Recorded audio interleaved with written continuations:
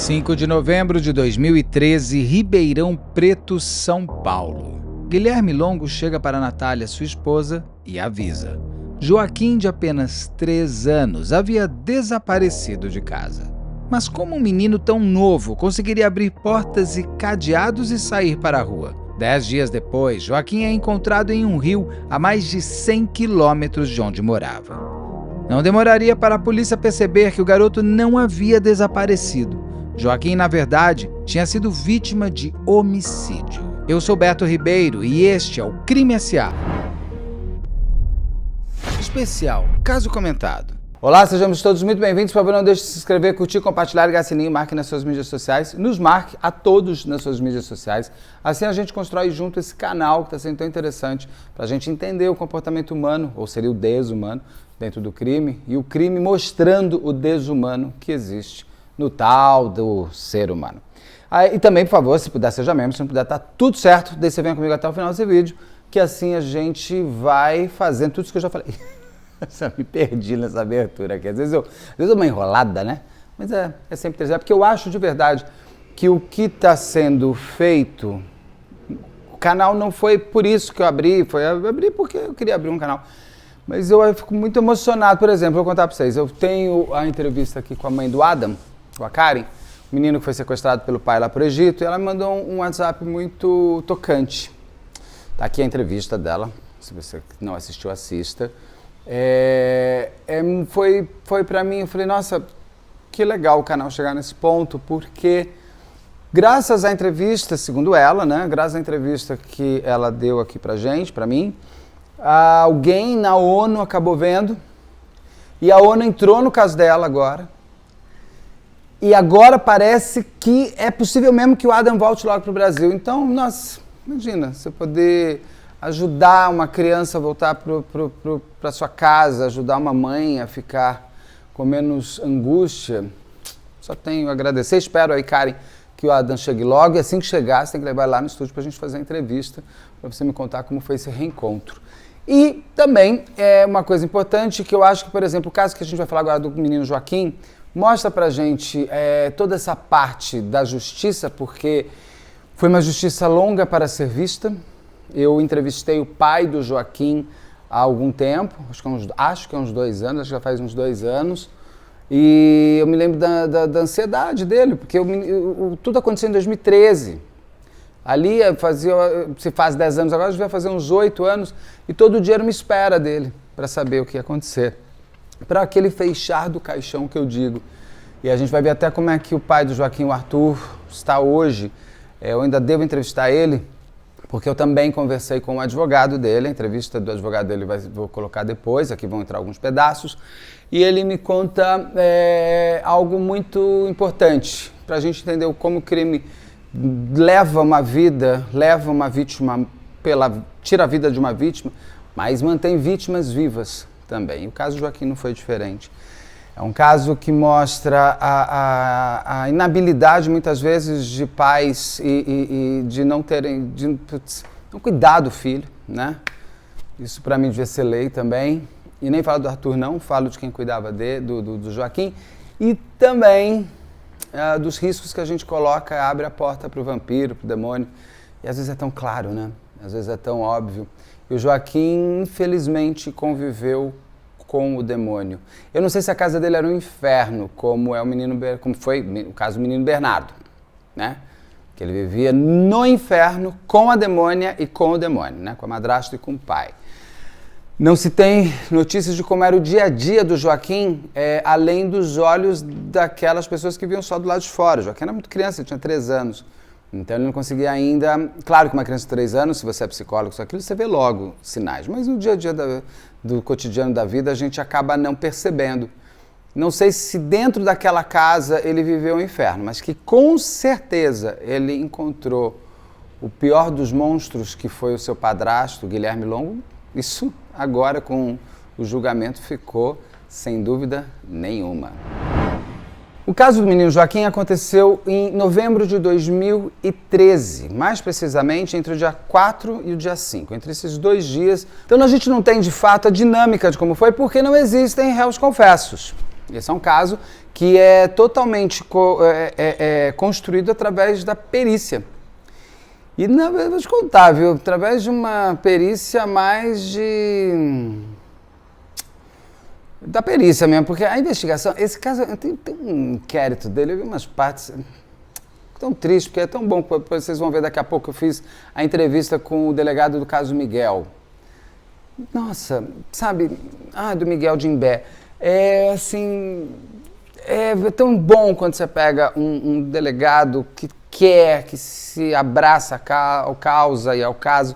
O caso do menino Joaquim, eu não sei não, ficou meio estranho, mas conseguiram chegar a alguns pontos pericialmente. Perícia e na parte do médico legista. Na parte da investigação em si não existiu muita coisa porque você também não tinha câmeras, tinha outros poréns ali que impossibilitaram de construção tão forte do que da narrativa desta história, já que você não tem quem fez contando nada, né? Tem um ponto aqui, o Guilherme Longo uma vez fala, depois ele desfala, então fica meio que nesse imbróglio todo. Mas o caso todo acontece no dia 4, do dia 4 para o dia 5 de novembro de 2013. Aquele dia é muito marcante porque ele revela a sensação que eu tenho aqui, não ainda para o mundo, porque o caso demorou um pouco para virar notícia, mas ele pega muito forte para as pessoas próximas do Joaquim, o que acontecia entre as relações dos adultos daquela residência. Para isso, vou contar um pouco antes como é que o Joaquim vem ao mundo, né? Porque eu sempre gosto de trazer os personagens. Como esse menino tinha 3 anos, ele não tem muita história dele, só porque ele coitadinho, não teve nem tempo de construir a sua biografia. Mas o Joaquim vem de um casal chamado a Natália Ponte, que é a mãe dele, e o Arthur, que é o pai. Um casal jovem, porque eles eram todos muito jovens, ela acaba engravidando, eles casam, o Arthur inclusive vai morar numa outra cidade ali perto de onde aconteceu, porque o crime acontece em Ribeirão Preto, no estado de São Paulo.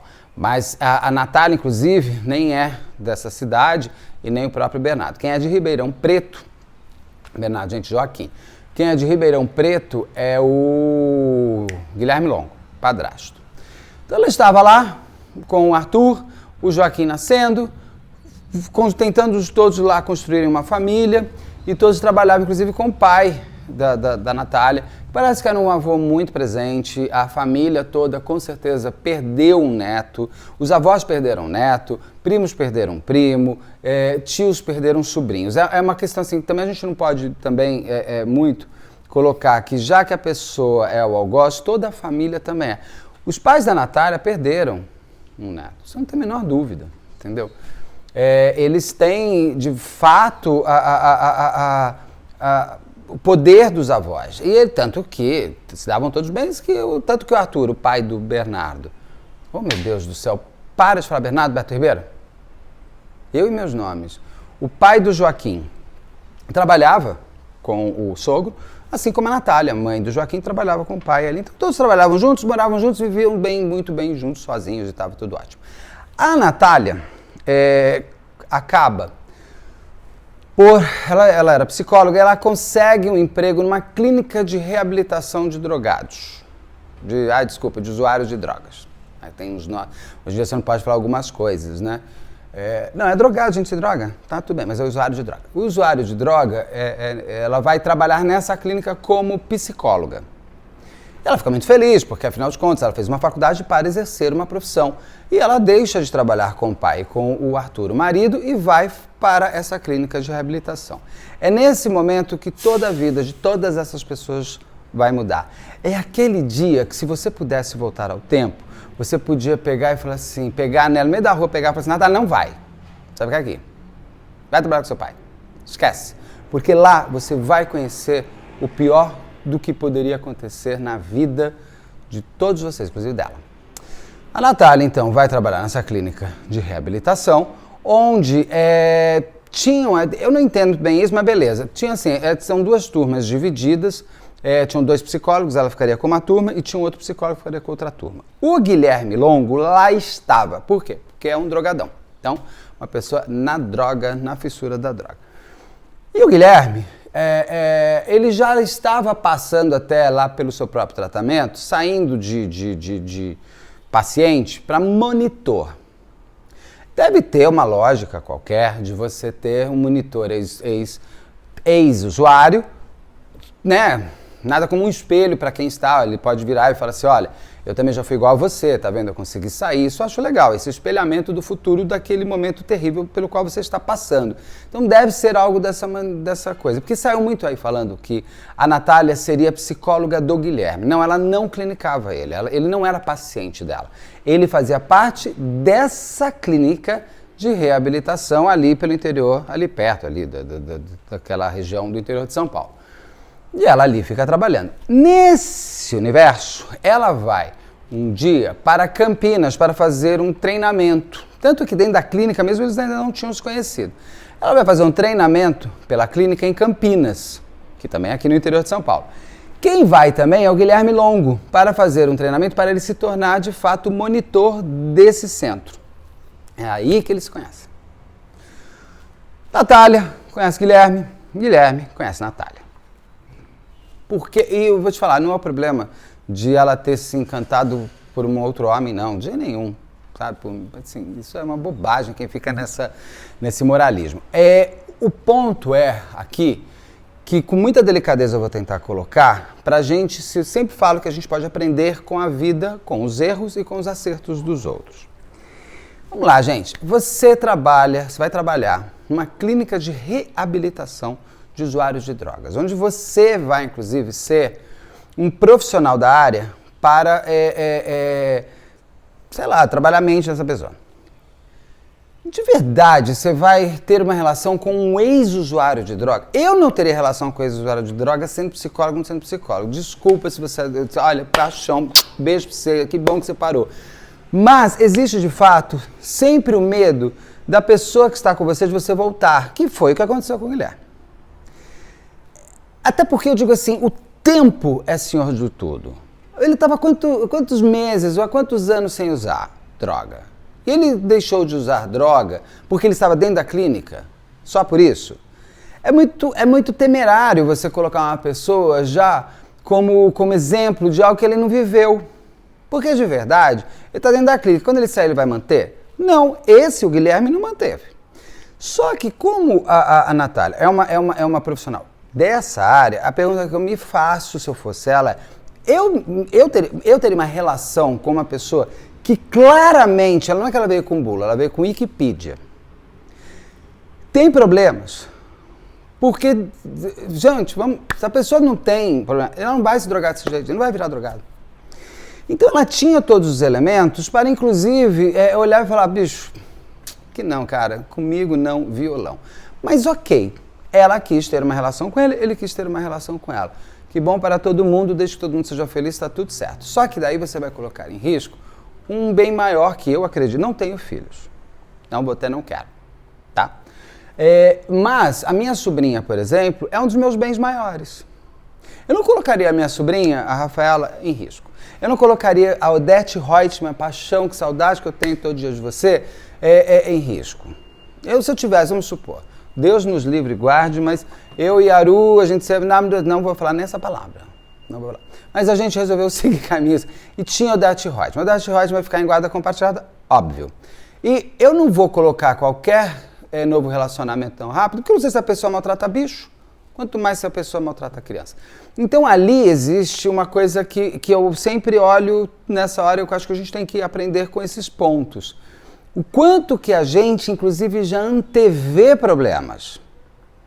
O quanto que certas relações que vão começar, elas já estão óbvias que vão começar errado. Então você tem a mãe do Joaquim conhecendo aquele que vai se tornar o grande algoz do seu filho. Então o Guilherme e a Natália começam uma relação. Como acaba o casamento dela com o pai do Joaquim, pouco nos interessa, tem nada a ver aqui nessa história.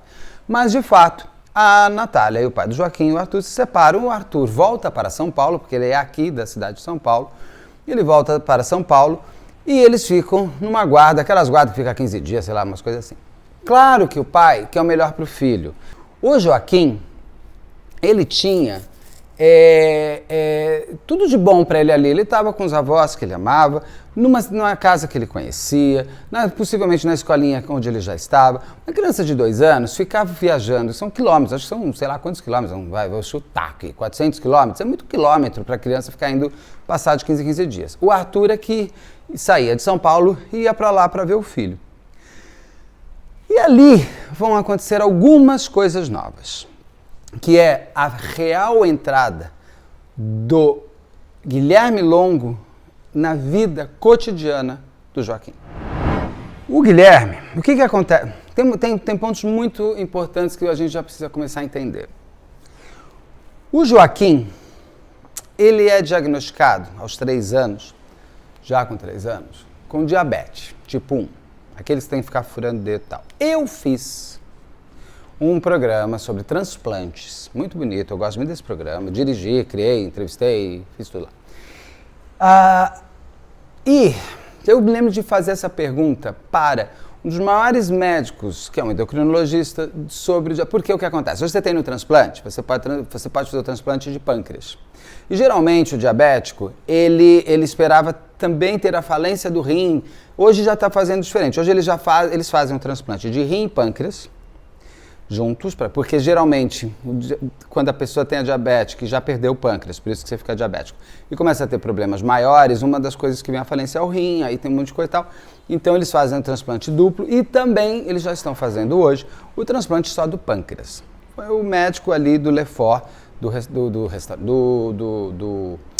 hospital aqui de São Paulo, o Hospital Bandeirantes também, que é chamado, que é uma referência-zaça de transplante de rim e de pâncreas. Indico muito, médicos excelentes, uma equipe do hospital fantástica. E eu entrevistei vários e para todos eu perguntava, como que a pessoa ela tem a diabetes 1? Porque também existe uma falácia que você pode ser genético, que você herdou do seu pai. Se seu pai é diabetes 1, você vai ter. Segundo esses médicos todos que eu entrevistei, eles me disseram que não é verdade. Que não se tem ainda uma grande motivação da pessoa, de repente, ter o pâncreas parando. Mas, sabe aquela coisa de morrer de susto? Tem alguns pacientes que tem, inclusive, a lembrança do momento. Tem uma que eu entrevistei, inclusive, que ela conta que ela pôs a mão na grade de uma casa e um cachorro grande veio em cima dela. E ela se assustou tanto que o pâncreas dela pode ter parado por conta desse susto. Então, o que pode... Não estou dizendo que é, mas qual é o fator emocional que levou o Joaquim a desenvolver essa diabetes ou matar o seu pâncreas? Pode ser por conta da separação dos pais? Pode, porque muita gente se separa e ninguém fica diabético. Então, assim, pode ter muita coisa, mas o que mostra é que o menino, ele passa a ter uma doença que naquele primeiro momento vai precisar de muita atenção. Porque, meu Deus do céu, se você adulto tiver que ficar se picando todo dia, você já não vai gostar, imagina você com 3 anos sem entender o que está acontecendo. E não só que você vai se picar para ver a sua glicose. Você vai se picar para ver a sua glicose para saber quanto de insulina que você tem que injetar em você. Então, é uma coisa para o menino de 3 anos. A agulha passou a ser a sua grande amiga. Mas que amiga é essa que eu nunca quis ter?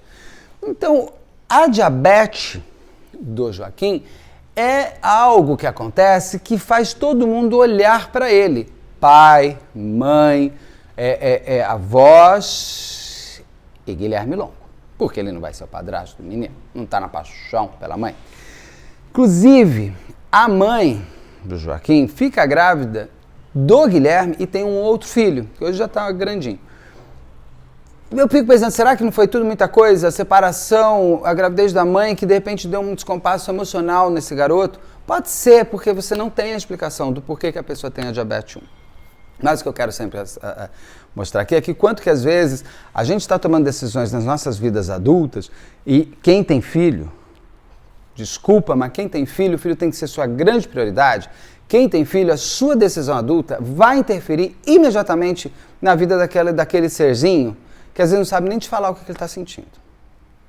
Então, por favor, pais e mães, se vocês são pais e mães, antes de você ter paixão, ai, paixão, tem amor pelos seus filhos e não vai ficar, sabe, numa boa.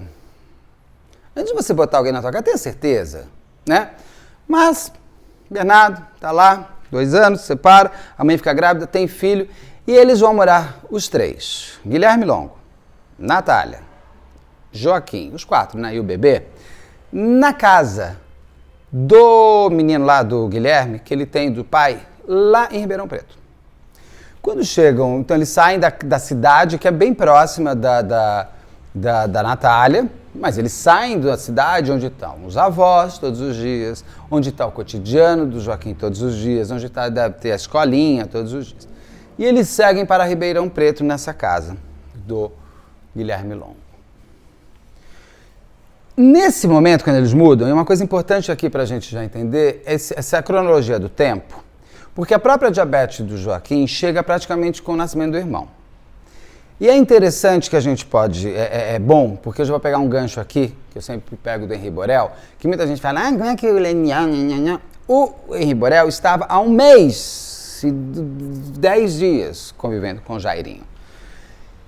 E o Joaquim, ele estava morando há pouquíssimos dias com o Guilherme, porque quando eles mudam, quando chega o bebê, blá, blá, blá, blá, o Joaquim se vê diabético e ele fica quase um mês, isso é tipo julho, agosto, ele fica um mês no hospital, porque ele começa a se balancear, porque ele vai ser internado sem saber o que ele tem, aí você descobre que tem diabetes, aí você tem uma série de coisas. Inclusive a mãe, a Natália, devia estar exausta de verdade, que ela fala que ela estava muito cansada, a mulher acabou de ter filho, tem que dar de mamar, blá, blá, blá, blá, e tem o filho de 2, 3 anos precisando da mãe no hospital, porque está com diabetes. Então, com certeza, a Natália devia estar muito cansada. Isso quando fala, ai, que absurdo ela falar que estava cansada. A gente, né, peraí, está cansada. A gente cansa, porque anda daqui ali, a gente cansa. Imagina uma pessoa que tem, né, uma mãe que tem que olhar um bebê e olhar um menino de 3 anos. Então, assim, que é um bebê também, é uma criancinha. Então, o Joaquim fica pouco tempo em convívio real com o Guilherme. E aí tem algo que muitas pessoas já apontaram, eu sempre falo muito disso também, que é o que acontece com o menino Bernardo. Agora sim, Bernardo. Até a monstra da madrasta dele, a tal da Kelly lá, que se chama de Kelly, ter a filha com o Leandro, pai do Bernardo, ela tratava super bem o Bernardo. Porque, afinal de contas, naquele momento, ela não tinha nenhuma moeda de troca maior com o Leandro. Quando nasce a filha dela, ela olha para o Bernardo e fala assim, a menina sai da minha frente, você não precisa mais de você. É que saco! Corre, garoto! E ela mata o menino. O Guilherme parece que tinha muitos ciúmes da relação que a Natália tinha antes com o Arthur. Até porque, vamos combinar, a relação da Natália com o Arthur devia ser uma relação mais normal, como todos. A dele devia ser um desastre, porque ele volta a se drogar. A Natália se separa dele e volta, depois descobre grávida e volta, ou seja, ele volta a se drogar, ela já sabe da droga, o pai todo mundo já sabe da droga, ele vai, aí daí fica, ai, me perdoa, eu vou voltar, eu vou melhorar. Não dá, gente, não dá, não tenta ser salvador do mundo. Uma pessoa drogada vai ter que procurar, se é mãe do drogado, se é filho do drogado, se é marido drogado há muitos anos, o drogado virou drogado, não, se você não é, fala, ó, paixão, não dá, não dá, gente, não dá, a pessoa tem que se tratar, a pessoa tem que buscar apoio, os drogados, mas ela tem que querer, e tem algumas pessoas que se utilizam dessa fraqueza até mesmo para te prender. Então, o Guilherme já estava nessa toada de cai para as drogas de novo e volta, cai para as drogas de novo e volta, a Natália se separa e volta até que ela fica grávida e todos vão morar lá em Ribeirão Preto. Quando nasce o menino, ele tem uma moeda de troca maior de novo com a Natália. Parece o Bernardo e parece o Henri Borel. Por quê? Quando ele tem o filho com a Natália, não sei se é filho ou filha, uma criança, um bebê, ele já não quer mais o Joaquim, porque o Joaquim se torna o que eu sempre digo, da Ana Carolina Jatobá, sobre a Isabela Nardoni, o Joaquim passa a ser a iconografia máxima do passado da Natália. Ele tinha ciúmes dela. Ele tinha ciúmes dela, da relação que ela tinha com o ex-marido. Então, óbvio, o Joaquim correndo para lá e para cá é um passado do qual ele não participou e que, por que não, mais feliz do que o presente que eles estão vivendo. Porque não é gostoso você viver com drogado. Ó, gente, desculpa, mas eu acho que é um porre. Entendeu? Não dá. Então, assim, se é drogado, amor, paixão, vá buscar ajuda e para de ser. Porque uma hora você vai ficar sozinho. Tá? Combinado? Por favor. O Joaquim, então, ele passa a ser aquele símbolo de um tempo que Não tem como, é uma criança. Só que é aí que vem o prazer dos maus que eu falo, onde você tem o tal do índice da maldade. Ele podia falar pra Natália, não quero mais esse menino em casa, você quer ficar casado comigo? Não quero esse teu filho aqui. Traga pro teu pai e pra tua mãe, traga pro pai dele. Aqui ele não vai ficar, não quero. Não quero. Podia. É absurdo? Eu acho, se ela aceitar, é ficar com ele. Mas beleza, podia. Ele podia virar pra você, Natália, paixão, te amo, não quero. Nossa, tô falando paixão hoje, né? Natália, não quero mais ficar com você. Por quê? Porque você tem esse filho me irrita. Ele é o teu passado, não é ele. O teu passado me irrita, eu não tô conseguindo, vou embora, vou lá pra minhas droguinhas e eu não vou mais ficar com você. E vai embora, abandona a Natália. A Natália pegava o bebê, o filho, e eu voltava pra casa do pai e ia viver a vida dela. Só que ele não quer, porque inclusive o casamento dele permite que ele tenha a liberdade que um drogado nunca vai ter na casa dos pais, numa clínica de reabilitação, na verdade. Ele ali foi constituído uma casa, o pai dele que dá essa casa para eles, pai do Guilherme. Então o pai do Guilherme dá essa casa. Então ele estava brincando de família margarina, só que a margarina dele está estragada já faz tempo. Não vai ter um pãozinho gostoso para passar. Só que ele não quer perder o quê? Aquele conforto, o sentar no pudim. Porque o cara não trabalhava, fazia absolutamente nada. Ficava o tempo inteiro. E sem ninguém enchendo o saco dele. Né? Quando ele olha ali, ele teve muito tempo. Inclusive, parece que a Natália pega ele fazendo buscas sobre insulina, que é onde o Bernardo vai padecer. Que é onde o Joaquim vai padecer. Ah, gente, se eu falei Bernardo no lugar de Joaquim, sabe o que é? Eu gosto tanto do Bernardo, gosto tanto do Joaquim, gosto tanto do Miguel. São 3 casos que eu fico, não sei nem se está percebendo que eu fico meio irritado. O caso do Joaquim, eu vou fazer do Miguel, você se prepara, do Miguel de Imbé, que eu fico super irritado. Eu tenho vontade de pegar aquelas 2 lá e falar assim, escuta aqui, garota. Então eu acabo misturando porque são casos muito cruzados, né? Padrasto, mãe, que mata pela iconização. Eu só não falo Isabela, porque a Isabela é da Isabela. Estou falando do Joaquim. Então se eu falei Bernardo no lugar do Joaquim, peço perdão, mas não é não é uma falta de educação da minha parte, não. É, na verdade, uma homenagem, porque esses meninos todos são muito... Todos sofreram muito, gente. Que Deus, meu Deus, que Deus ilumine essas pessoas e que as pessoas estejam bem. Só que aquela iconização vai ter que passar, vai ter que morrer, vai ter que deixar de existir, e pela mão dele. Todo mundo que tem ódio do passado do outro, ele quer tirar a vida do outro com a mão, porque é você pegar todo o passado do outro, do antecessor, não tem aqueles namorado bobo que entra e fica te bloqueando em tudo, pro ex-namorado não ver, que pega a foto e rasga. Ele tá pegando todo o teu passado com a mão dele e rasgando. Mulher então, pelo amor de Deus, né? Pega as roupas que ganhou e faz ainda fogueira de ficar com as chamas. Não faz isso, gente. Passado todo mundo tem, né? Tem que saber se no presente tá bom e o futuro pode acontecer. Passado, deixa no passado. Até porque o teu namorado, a tua namorada hoje pode ser melhor porque ele passou por um namorado e uma namorada anterior péssimos ou ótimos, então agradeço, porque daí fez um bom molde, mas deixa no passado. Pensa assim, se ele quisesse estar com ela ou com ele, eles estariam juntos. Né? Mas ele quer estar comigo, então fica comigo. Ah, não quer ficar comigo? Vai embora. Bom, mas o Guilherme pega aquela possibilidade de dar um fim no Joaquim. Só que como o Guilherme ficou muito nas droguinhas, ele ficou pouco na intelectualidade da vida. Porque se ele fosse ler mais, fosse estudar, ele não mataria, né? Porque a intelectualidade, em princípio, deveria te transformar numa pessoa melhor. Mas Roger Abdulmansi vem aqui na minha cara agora e mostra o monstro que ele é. Um médico renomado com 500 mil diplomas. Então você vê que nem sempre a cultura e a intelectualidade podem fazer. Né? Então, mas, em princípio, se você se torna uma pessoa mais culta, você se torna um ser humano melhor e você se afasta mais do primitivismo. Então, você não vai matar ninguém. No caso do Guilherme Longo, como ele nunca se preocupou muito em, sei lá, né? Em nada, ele começa a forjar na cabeça dele uma possibilidade grande de criar um plano perfeito. Ai, meu Deus do céu. que ele faz? Ele descobre que altas doses de insulina mata uma pessoa. Sim, gente, desculpa, mas faz. Tá em um monte de lugar do céu, eu não tenho o que fazer, senão eu não consigo contar esse caso. E tem um ponto pior. Porque essa alta dose de insulina, ela some no corpo depois de algumas horas. Então, é uma forma, é um horror. É um horror. Ele, então, faz o seguinte. Num dia específico, entre o dia 4 de novembro e o dia 5 de novembro, o Guilherme, não se sabe por que esse dia especificamente, tá? O Joaquim ele ainda recém-chegado naquela casa.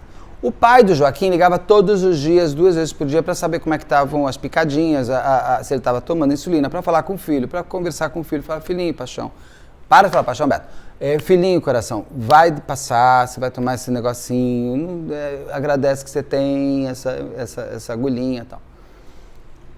Nesse dia específico, a Natália estava trabalhando e ela chega muito cansada nesse dia. Ela chega muito exausta, parece que ela estava bem cansada mesmo. E ela vai direto para a cama deitar. Mas aí veio perguntas que eu fiz, inclusive, para o advogado do Arthur. Mas ela dormiu a noite inteira? Porque é o seguinte, quem tem um bebê de 3 meses, que era o filho dela lá, o bebê de 3 meses, que eu saiba, acorda a noite inteira para mamar, para isso, para aquilo, né? Ela não acordou para dar de mamar? Parece que ele chorou e o que ela diz é que ela falava para o Guilherme ir ver. Tá, então o Guilherme foi ver, mas o Guilherme trouxe o bebê para dar de mamar, ou ela fez aquele negócio que tira e dá de mamar, ela não deu de mamar, falou, chora que eu não vou te dar de mamar. O que aconteceu nesses 2 choros?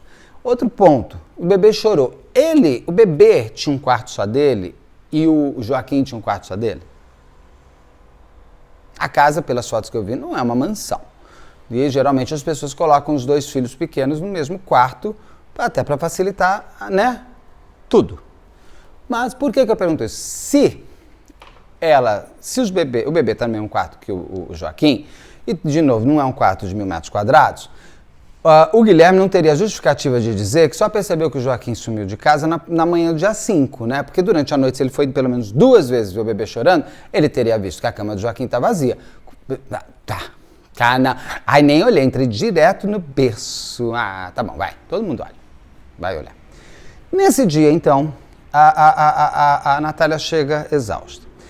Sendo que o Joaquim, ele estava ainda em processo de adaptação com as coisas das picadas e da agulha. Daquela caneta, que é uma agulhinha de nada, mas é uma agulha. Para ele tomar insulina, para ele picar para ver glicose, era sempre um parto naquele momento, óbvio. E para isso ele precisava geralmente ser segurado por alguém, para alguém fazer o procedimento da diabetes dele. Por isso que fica uma coisa estranha no julgamento, já antecipando que a Natália foi absolvida, tirando dela qualquer responsabilidade da morte do filho, porque é o seguinte, segundo, o Guilherme chega uma hora, eu vou entrar nisso, mas o que acontece?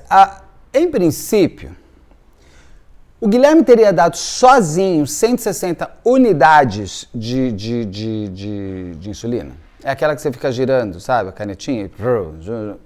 É muito giro, pum. Como que sabemos? A gente vai descobrir daqui a pouco na perícia. Então, naquela noite, a Natália disse que estava dormindo. O Guilherme teria ido ver 2 vezes o bebê chorando. Não temos essas informações que eu te perguntei para todo mundo. Ninguém sabe se ele pegou o bebê e foi dar de mamar, se ela levantou e foi dar de mamar, se o bebê dormia no mesmo quarto que o Joaquim. Não sabemos, não vamos saber. Não tem como saber. Todo mundo que poderia me responder não soube me responder. Então, vamos ficar sempre com essas perguntas na cabeça. Isso no dia 4, a Natália chega à noite, pá. Dia 5, quando se acorda, o Guilherme vira e fala assim, Joaquim sumiu. 7 da manhã. A Natália começa a procurar. E aqui tem pontos que eu sempre vou ressaltar. Eles não avisam o pai, logo de cara que o menino sumiu. Ficam procurando o menino, ficam procurando o menino. O Arthur, o pai do Joaquim, liga para fazer aquela ligação matinal para o filho, não atendem. Ele continua tentando falar, não consegue. Eles chamam a polícia vai até a casa onde o Joaquim estava. E ali começa aquele momento que é impressionante, porque o bandido está sempre tentando agir com a cabeça de quem não fez nada. Só que ele não consegue demonstrar que ele não fez nada, porque é da parte dele, mesmo psicopatas. Faz parte, não adianta. Até o Arthur consegue uma hora falar, e eles contam que ele tinha sumido, o Arthur, o pai do Joaquim, o Arthur pega a estrada e vai para Ribeirão Preto e ainda fala, o Joaquim gosta de se esconder, ele gosta de brincar de esconde-esconde. Vocês procuraram em todos os lugares, atrás das coisas? Já tinham procurado. Para um policial, o policial começa a procurar, começa a ver, começa a entender, como que o menino saiu de casa, com o portão trancado, no cadeado e a porta por dentro. Então assim, esse menino saiu, trancou tudo, saiu em 3 anos, sendo que o Joaquim tem medo escuro. O policial começa a sair pela rua e fala, olha, uma câmera, eu vou lá ver o que aconteceu durante a noite, vou pedir para ver as imagens. O Guilherme se antecipa e fala, então deixa eu só te explicar, eu sou usuário, e eu saí umas 2 da manhã para ir comprar drogas. Ele se entrega ali, né?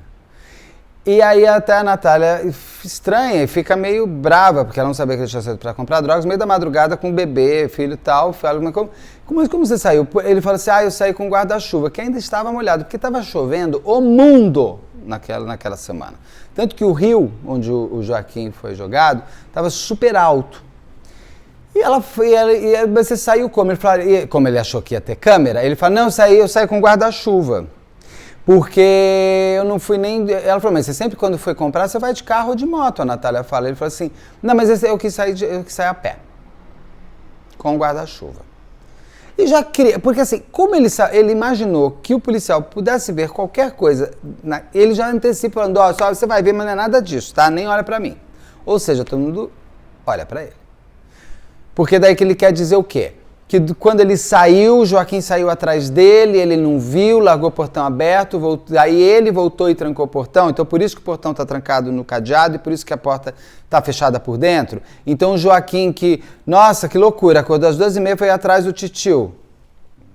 À noite, não gritou, não chorou, não fez nada. Na chuva, porque estava chovendo, então o menino, além de tudo, quer tomar uma água. É incoerente, é uma história que não fecha. Óbvio que não fecha. Só que não tinha câmera. Ou melhor, tinha câmera, mas não gravava. Inclusive, se você viu uma imagem que apareceu uma vez, que possivelmente seria uma imagem do Guilherme Longo andando à noite com guarda-chuva, essa imagem foi descartada por N motivos. Primeiro, que não dá para ter certeza que é ele. Menina Ana Sofia, né? Ana Sofia lá da Paraíba.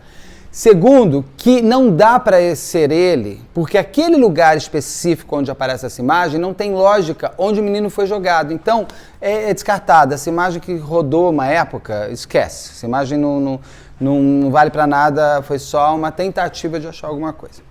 Inclusive, uma jornalista entra na casa da Natália e é maravilhoso, né? Porque o menino sumiu e a casa, que seria um local de crime, até para ver alguma coisa, todo mundo entra. Entra a família, entra amigo, entra repórter, entra todo mundo.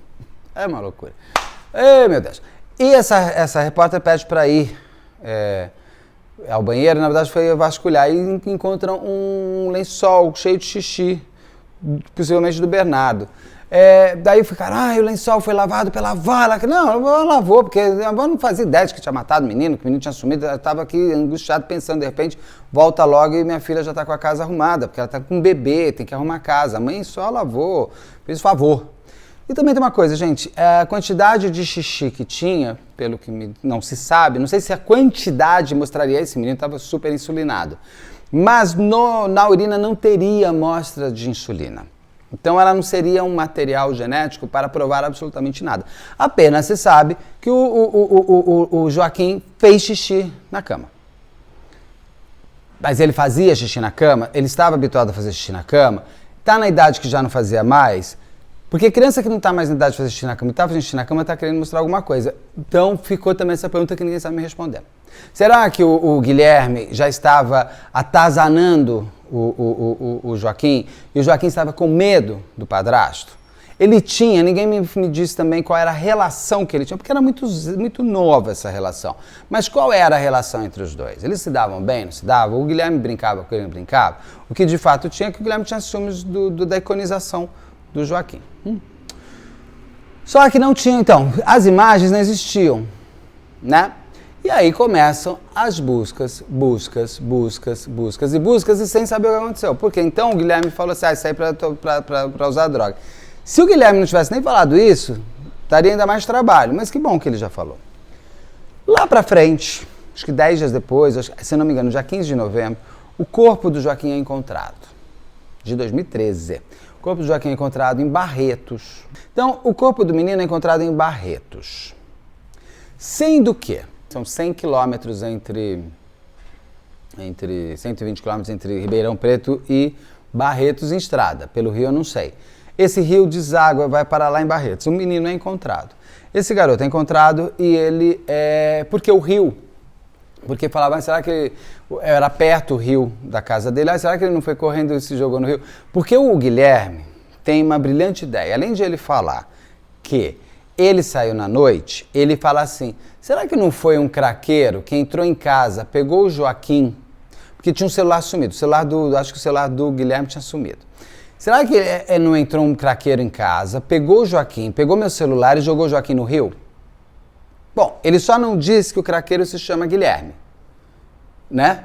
Se você olhar, será que o Guilherme não pegou o celular, pegou o Joaquim, jogou o Joaquim, porque ele já tinha matado, pegou o celular, foi lá, trocou por droga, voltou, tchup-tchup, e eu acho que ali ele entrega o que ele fez, como ele fez, porque não tinha lógica nenhuma. Por que do nada um craqueiro vai entrar nessa casa?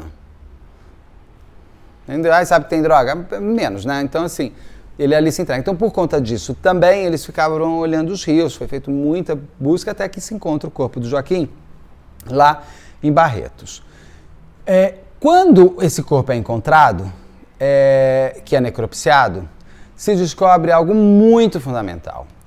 O Joaquim não tinha, o Joaquim tinha ar no pulmão, não água. Então ele não morreu afogado. O rio foi uma desova de um crime. A polícia, de posse dessa informação, percebe o seguinte, isto daqui é típico de crime que a pessoa não quer que eu veja o crime, quer que eu veja o que ele quer que eu veja.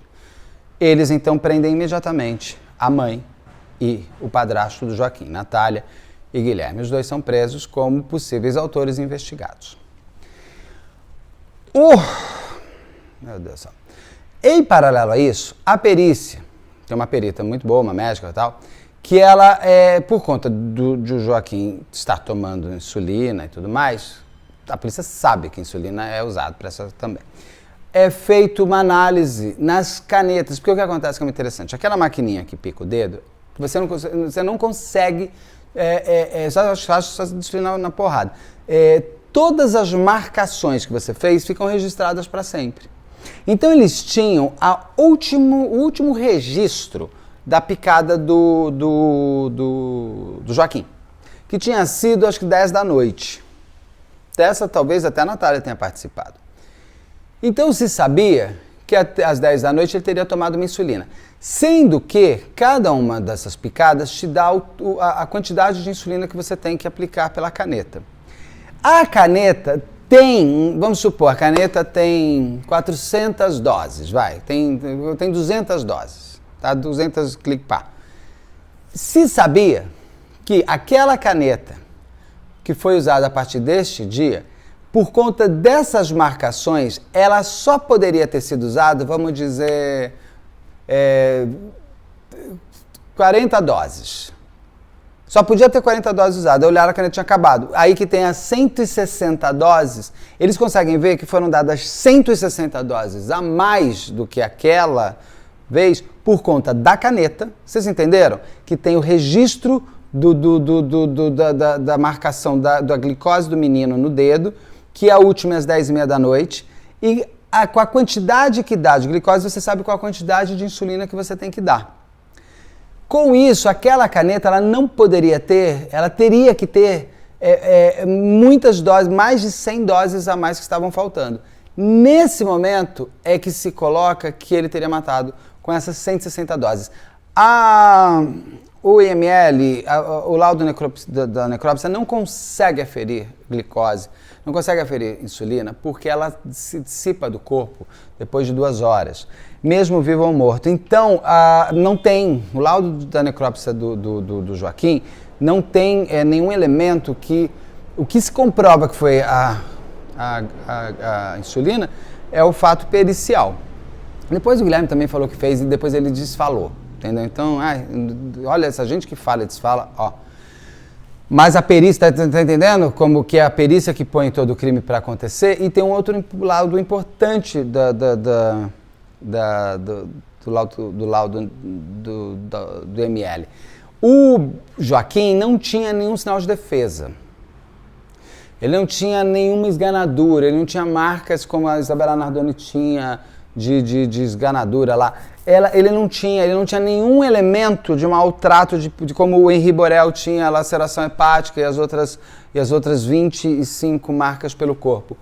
O Joaquim não tinha. Ele morre sem perceber. É possível até, que foi uma vocês vão ver ainda as entrevistas que eu fiz, mas é possível que ele tenha dado a insulina no Joaquim com ele dormindo. A pergunta que eu faço, não é que ele deu um tchu e saiu. Tá 160 doses, gente, é dose. Então essa coisa... Tem tempo. O Joaquim não teria acordado? Porque alta dose de insulina você não morre na hora. Então, assim, a gente não sabe qual foi a hora que ele fez isso, como que o Joaquim morre de fato. O que a gente sabe é que o Joaquim leva uma superdosagem de insulina, morre por essa superdosagem de insulina, é levado pelo Guilherme até o rio e é desovado no rio. Tá? É essa a dinâmica. Que horas foi, quanto tempo foi, se ele morreu, se deu tempo de ele... vamos supor, a Natália chegou às 10h30, deu a glicose, deu a insulina para o menino, a Natália dormiu, o menino deitou, ele foi lá, caceteou o garoto, pegou o garoto e jogou ele no rio, isso entre 40 minutos, a gente não sabe quanto tempo demorou para o Joaquim morrer, e não se sabe de fato quanto tempo dá, porque cada pessoa é uma pessoa, e porque tem essas 2 vezes que o bebê chora. Então, o Guilherme ou mata e leva, ele pode ter matado o Joaquim, o bebê chora, ele vai até a mulher, pode ter falado, deixa que eu vejo, o bebê já está olhando, porque se ele dormir no mesmo quarto, ele não vai querer a mulher lá. Ele pode ter sugerido para ela que ele ia ver e ela lembra talvez que eu falei, eu pedi para ele ver. Não, ele é que já...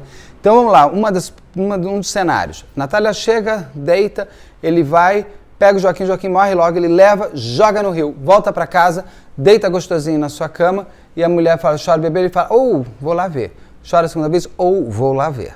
Segunda possibilidade, ele tá com a Natália, ele mata o Joaquim, dá insulina pro Joaquim, o Joaquim demora para morrer, o bebê chora, ele vai e fala, eu vou ver o bebê, volta pro Joaquim, vê que ele morreu, pega o Joaquim, joga no rio, volta, o bebê chora de novo, ele fala, estou vendo o bebê.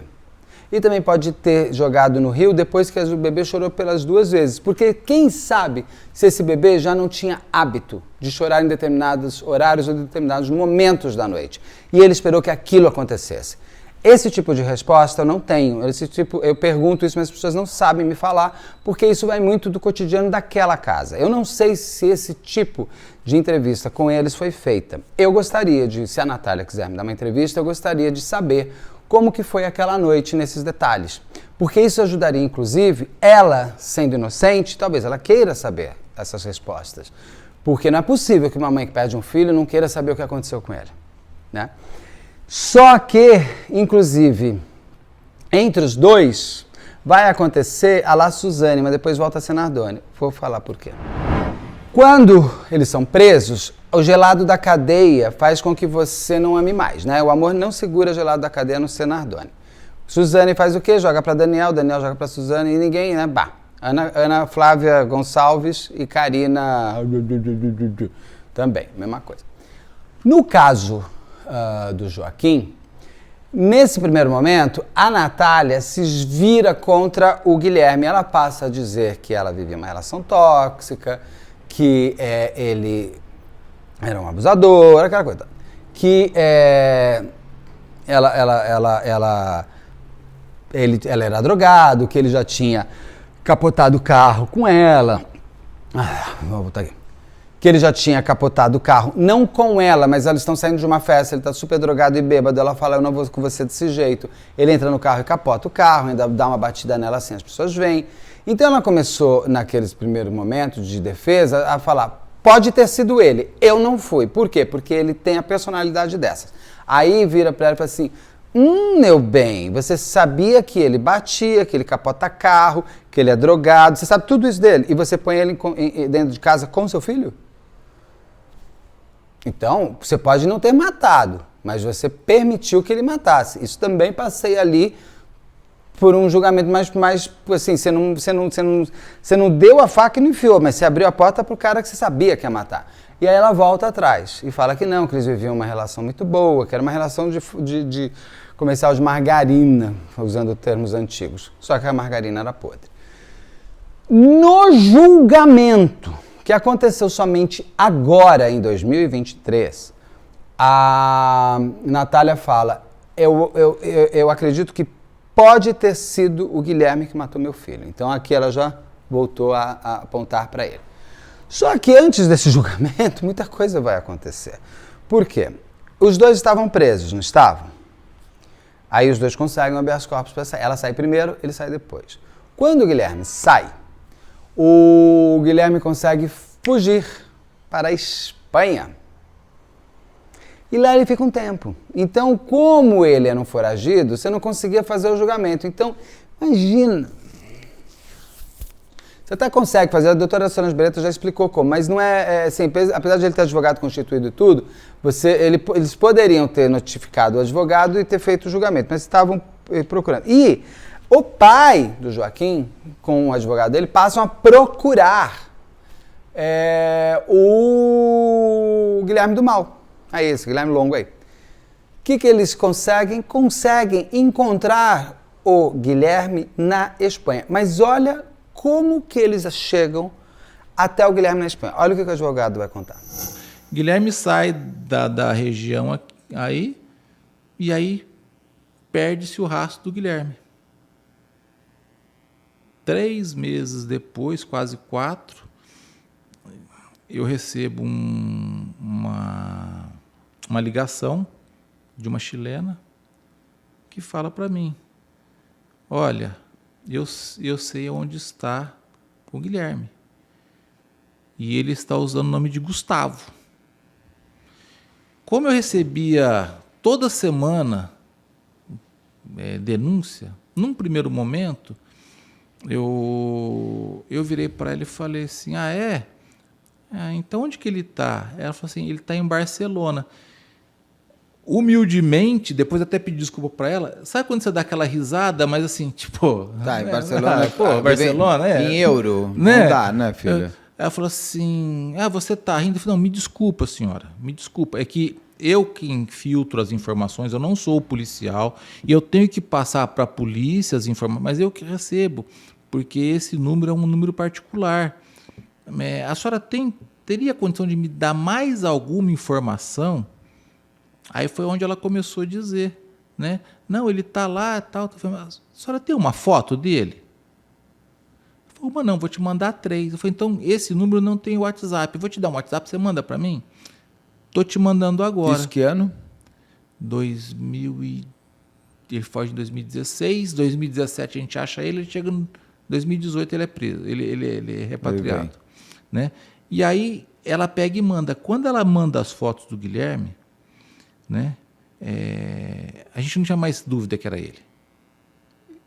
E ela tinha essa foto como? Meio selfie? Foi o seguinte, ela estava na Espanha, tá? E ela tinha um namorado americano que estava lá. Ela sai da Espanha e volta para o país dela. Só que na época do crime, em 2013, ela fazia um curso aqui na USP, em São Paulo. Não sei se era mestrado, doutorado, tal. Ela fazia, então ela sabia do fato. Mas como que ela reconheceu esse cara? Ela chega, ela vem embora, o namorado dela fica lá e eles ficaram no mesmo hostel, o Guilherme e o namorado dela. saem lá para passear, para fazer as coisas deles lá. Ficou né? amiguinho do namorado dela? E o Guilherme, segundo declarações do Guilherme na semana aí do interrogatório, como ele tinha poucos contatos na rede social que ele criou já no nome do primo, o cara questionou ele. Ele falou, não, esse eu não sou eu. Aí ele conta pro americano que ele estava foragido do Brasil por estar sendo acusado de matar uma criança.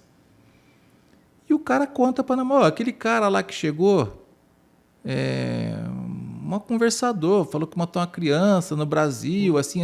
Olha, arrogante. Começa a contar. Ela fala, peraí, esse crime aconteceu sim, eu estava em São Paulo quando esse crime aconteceu. E ela procura na rede social e cruza a informação. Nossa. Aí com a foto que ela tinha, com a foto do Guilherme, ela matou a charada. Ela foi na página que o Arthur tinha criado, que a gente tinha criado lá, né? Mas o Arthur mantinha essa página.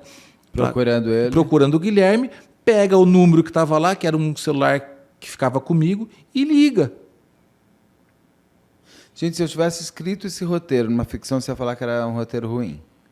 Não, isso está dando um livro. Não, isso é real. Mas eu digo assim, se eu escrevesse como uma ficção, iam falar, ai, Beto, que exagero, até parece que o cara não ia contar. Tá ruim isso daí. Iam me falar que estava ruim.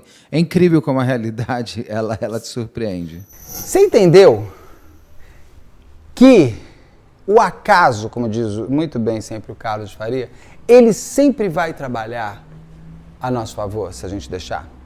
Foi o acaso que fez o pai do Joaquim ver hoje o julgamento terminado, porque foi o acaso que levou uma pessoa a reconhecer o Guilherme na Espanha, porque, imagina, não vou repetir tudo que ele falou, mas olha que maravilha, com isso o Guilherme é preso. Tem também um negócio, antes dele ser preso, que ele vai com uma repórter de uma TV, olha, a mesma coisa que a psicóloga namorar drogado, a repórter pegar a fonte. Isso realmente não consigo compreender. E ele teria contado para ela que ele tinha matado, depois ele fala que ele não falou nada disso. Tem muito. Esse Guilherme ele vai e volta muito nos seus depoimentos. Não vou ficar falando tudo, não. Portanto, que ele foi preso. Nisso, ele volta ao Brasil. Aí o julgamento poderia começar. Só que você tem um ponto, né? A Natália estava solta e o Guilherme estava preso. Isso vai, com bons advogados, você vai. Que deu 10 anos de espera de um julgamento. O Joaquim, ele morreu entre o dia 4 e 5 de novembro. O julgamento dele foi agora, no meio de outubro. Quase que o julgamento cai na data triste de aniversário de morte dele. Quase que dá 10 anos exatos. Não dão 10 anos, dá 9 anos, 12 anos, 11 meses, blá, blá, blá. Mas praticamente 10 anos de espera. O julgamento foi um julgamento bem longo, foi um julgamento de 6 dias. Começou na segunda e terminou no sábado.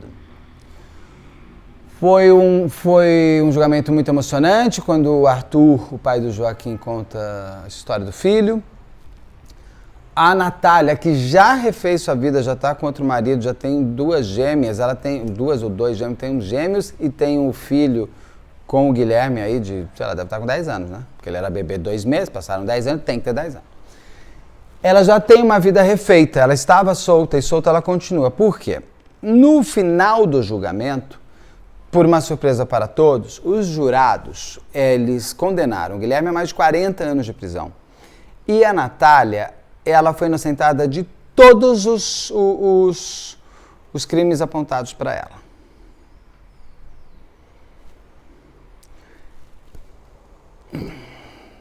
Vamos perguntar, o que você acha? Eu não acho nada, não tem que achar nada. Mas, vamos pegar, se a Natália for inocente, que bom que ela foi inocentada. Porque, gente, não dá pra uma pessoa... mas essa mãe que não devia ter namorado com ele, essa mãe que não... Mas isso não faz dela uma assassina de filho, entendeu? Ela não foi a Ana Carolina, ela não foi a Monique, que sai carregando o filho e faz toda aquela cena. Não é a Monique, a menina aí, a Natália. A Natália, assim... Se ela for inocente, ela sendo inocente, porque julgada assim ela foi, que bom, porque não dá para uma pessoa que é inocente ficar um dia preso, né? Quanto mais pegar uma pena gigantesca, absurda. Se vamos dizer, elocubrando, que ela não seja e os jurados toparam isso, que a consciência dela seja o seu pior castigo. O que a gente vai fazer, gente? Não tem, né? Até porque eu acho que a pessoa que mais poderia é o Arthur, o pai do Joaquim. E o Arthur, o pai do Joaquim, ele tomou uma decisão muito importante. Ele não vai apelar para essa final do júri. Vê por quê. O que deixou a gente surpreso realmente foi a absolvição dela. Eu não nego como advogado que isso deixou a gente surpreso, mas digo para você, inclusive, parafraseando a frase do Arthur, a partir do momento que os jurados decidiram, o peso dessa decisão fica para os jurados. Fica para os jurados. O Arthur está como? O Arthur está encerrando um ciclo. Tá? Até porque o Arthur constituiu uma família, hoje tem uma filha, né? Além da questão do Joaquim, ele tem outra filha. E foram, esses 10 anos foram de muita dor, muito sofrimento. Todo mundo... Muita espera, né? Quem acompanha o Arthur de perto sabe o quanto isso vem pesando para ele, para a família. Eu tive a oportunidade de conhecer a mãe dele, a qual me escreveu uma carta, e nessa carta, depois, quando eu a conheci pessoalmente, ela vira para mim e fala assim: doutor, eu tenho certeza que o senhor vai lutar por justiça pelo meu neto. Não, vamos lutar sim. Então você percebe, e hoje ela infelizmente não está mais entre nós, mas a gente percebe que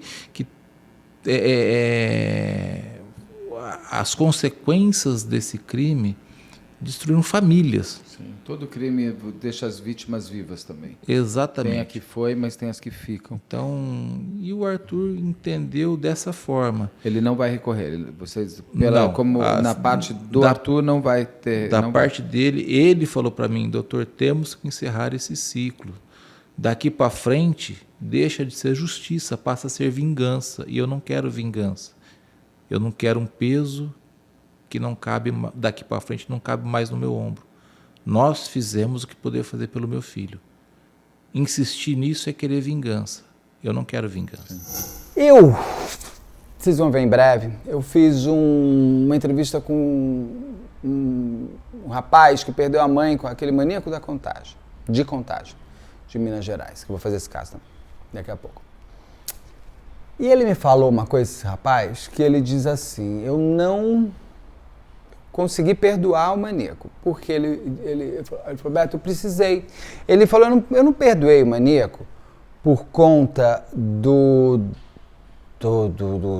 sou cristão, eu sou isso, não é ele falou: eu fiz isso por mim.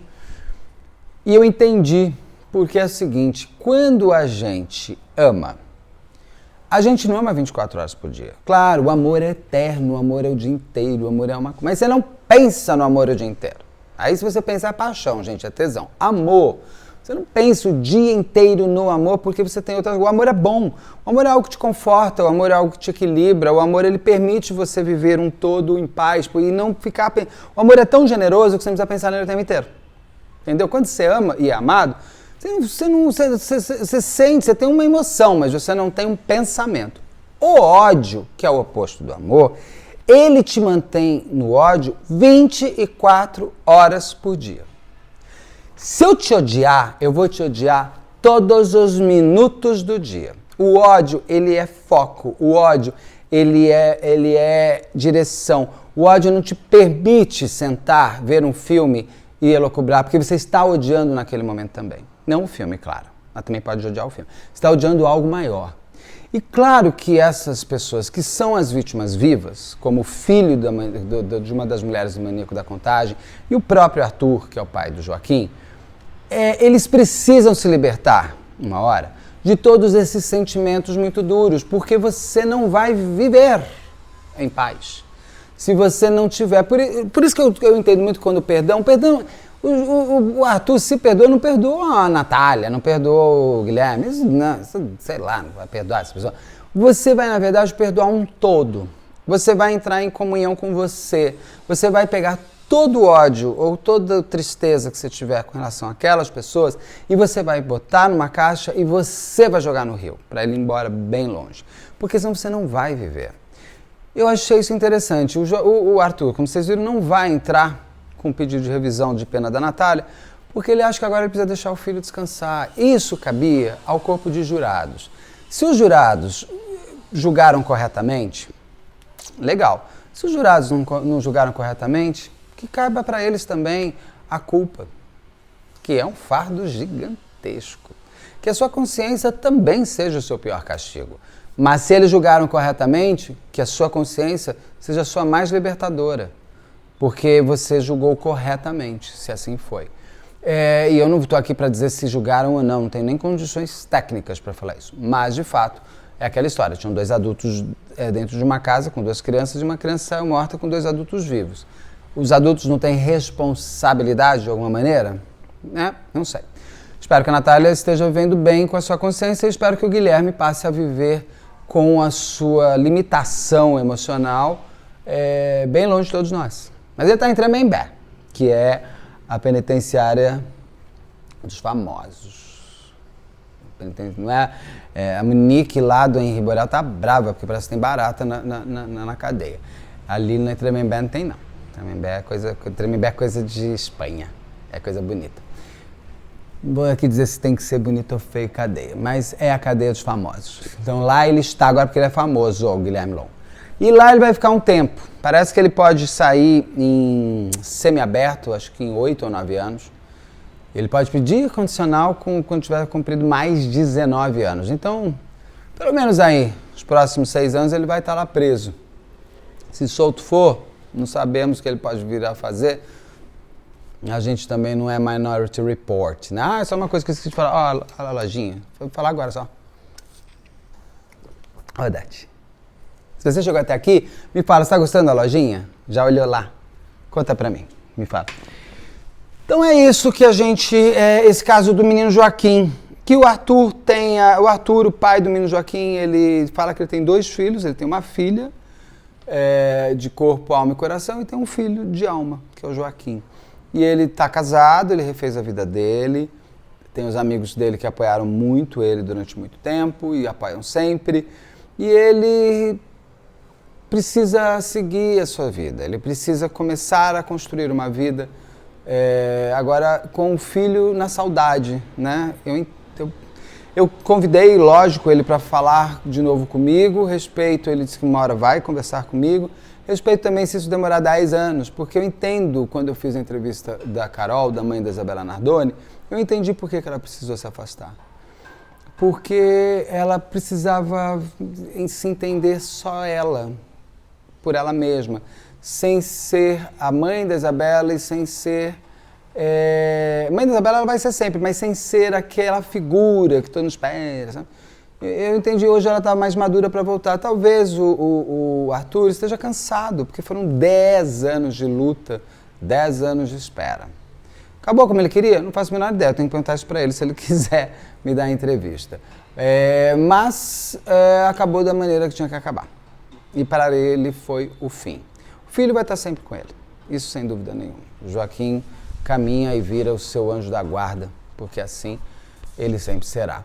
E assim terminamos esse caso do menino Joaquim. Desejo a todos os envolvidos, se alguém quiser sempre dar entrevista, Natália, advogados, vocês sabem que aqui a gente conhece todo mundo.